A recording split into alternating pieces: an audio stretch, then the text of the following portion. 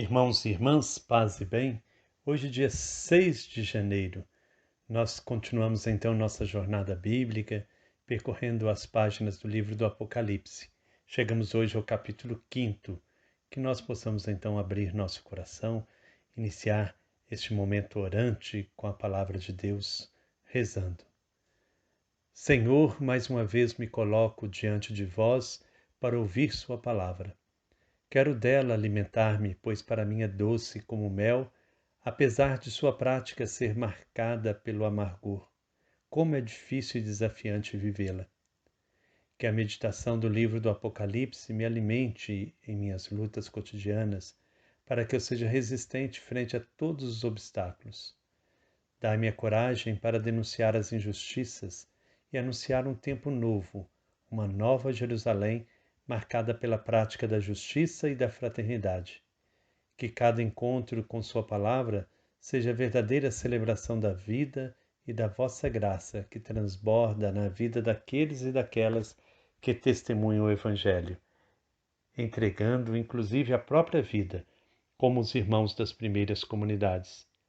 Quero ter a ousadia de viver vosso Evangelho, mesmo que custe-me perseguições e martírio.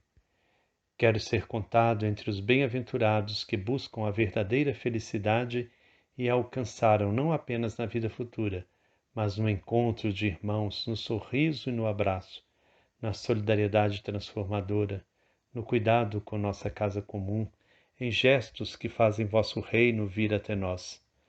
Como é urgente, Senhor, compreendermos vossos sinais. A vida clama por cuidado. Não podemos desanimar. Nossa fé é que nos fortalece, pois cremos que vós sois o Deus justo e que seu Filho, fazendo-se um de nós, nos ensinou a caminhar, que vencendo a morte, nos ensinou a crer. Que a vossa graça e a vossa paz nos abracem e nos façam sempre fiéis testemunhas do vosso amor, pois vosso é o reino, o poder e a glória para sempre. Amém. Nosso texto bíblico hoje, então, é o capítulo 5º do livro do Apocalipse. Diz o seguinte: Depois vi, na mão direita daquele que estava sentado no trono, um livro escrito por dentro e por fora, e lacrado com 7 selos.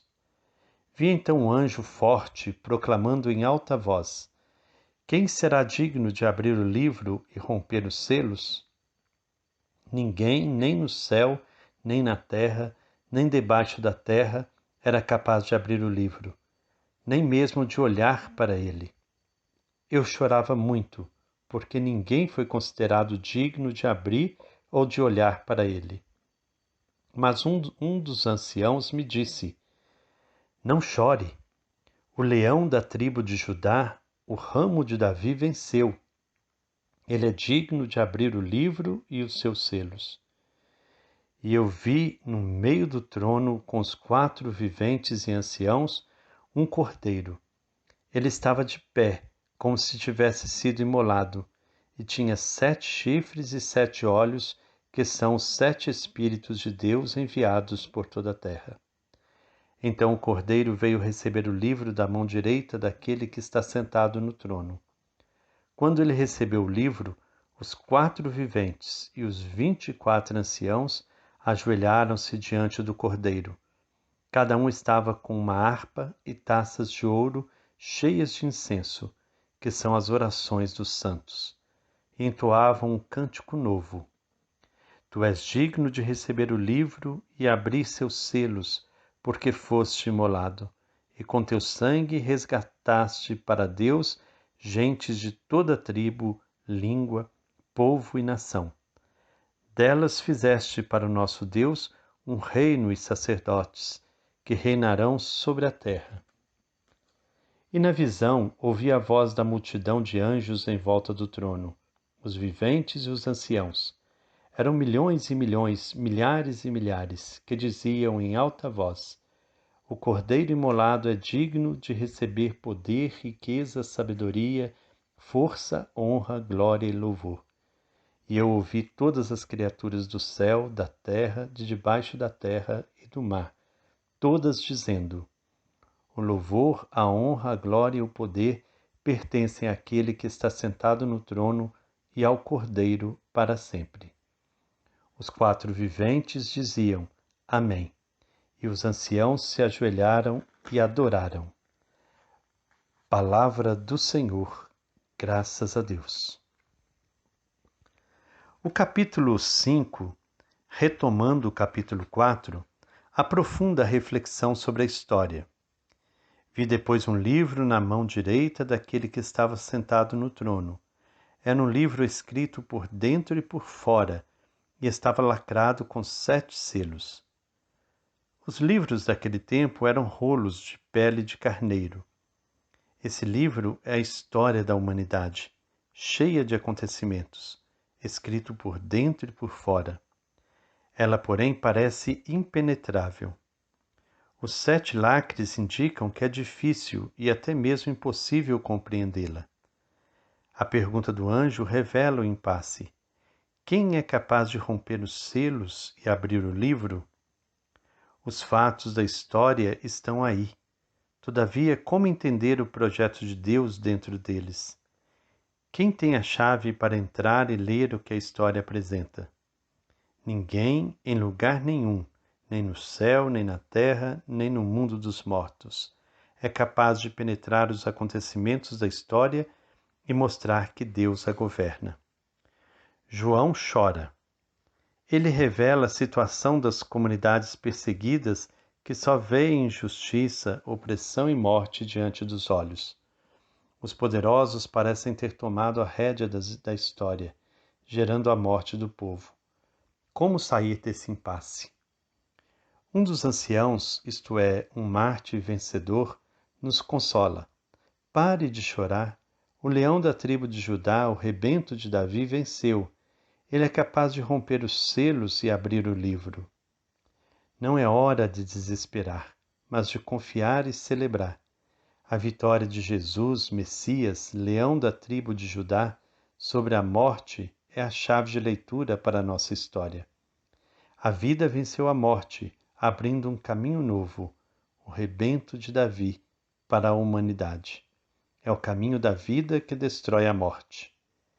A vitória de Jesus sobre a morte deu início a um tempo novo. Daí surge o final dos tempos. Todavia, não se trata do fim do mundo, e sim da vitória do bem sobre o mal, até que a vida se realize plenamente na Nova Jerusalém.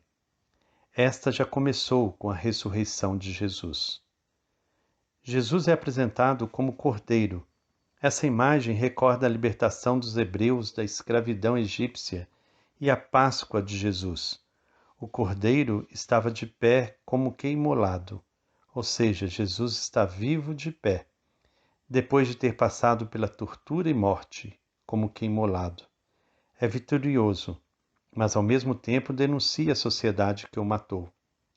Para dizer que Jesus possui todo o poder, o Apocalipse o apresenta como cordeiro com 7 chifres. O 7 é a perfeição.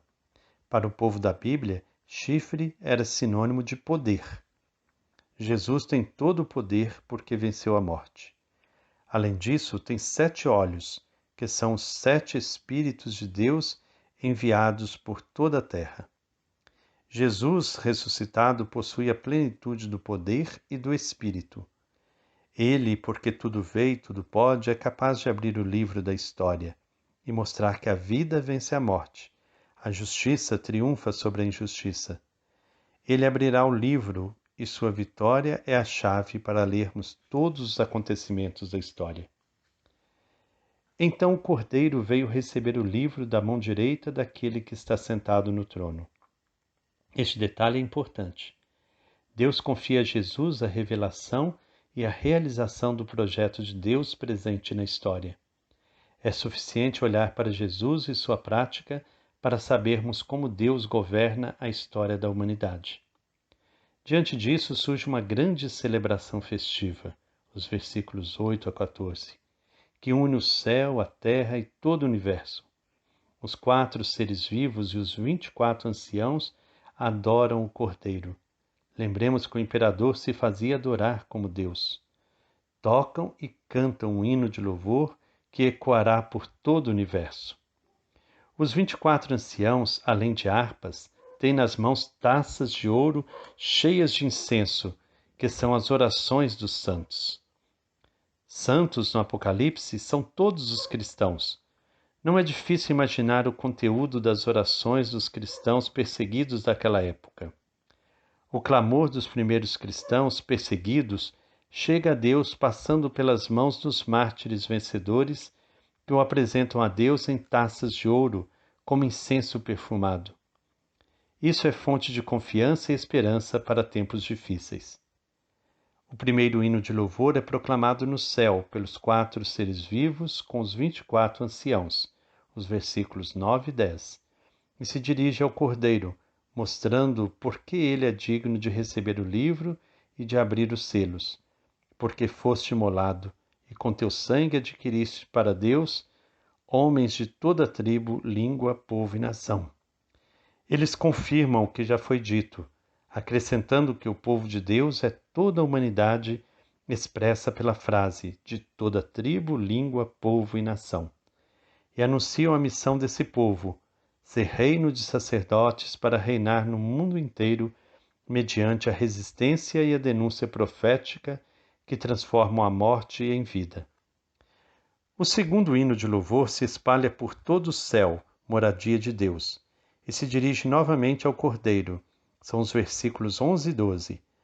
É uma multidão incontável, milhões e milhares de milhares, que reconhece ser o Cordeiro merecedor de todos os atributos possíveis: poder, riqueza, sabedoria, força, honra, glória e louvor.